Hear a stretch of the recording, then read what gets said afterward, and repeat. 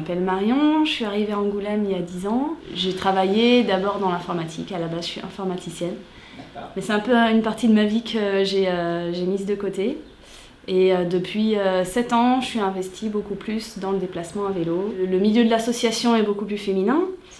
Celui du vélo reste très masculin. Celui de la mécanique, vu qu'on parle de réparation, de capacité à faire par soi-même, c'est encore très masculin. Donc on travaille aussi là-dessus dans l'association où je travaille maintenant, qui est la Cyclo-Officine d'Angoulême. L'association s'est créée par des femmes, ce qui est assez rare dans les ateliers vélo participatifs. Donc déjà, historiquement, c'était pas voulu comme un acte féministe, mais ça a marqué l'histoire de l'association. Les femmes venaient, au début, un peu forcées pour surveiller les enfants, et puis petit à petit, les enfants s'équipaient en vélo, et on les entendait dire maintenant j'aimerais bien moi aussi avoir un vélo pour pouvoir les accompagner.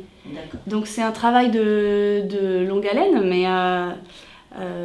mais c'est aussi une façon, à travers les enfants, de toucher les femmes. Le 8 mars, pour moi, c'est important pour rappeler justement que les femmes n'ont pas toujours eu les mêmes droits que les hommes, et que du coup, il faut continuer à se battre pour déjà maintenir ce qui a été acquis. En tout cas, sur les thématiques qui, moi, me touchent, ça va être plutôt la visibilité des femmes dans l'espace public. La première mesure, c'est de freiner la vitesse et de freiner l'usage de la voiture. On ne pourra pas faire une place au vélo sans baisser l'usage des autres modes de transport, et en particulier de la voiture.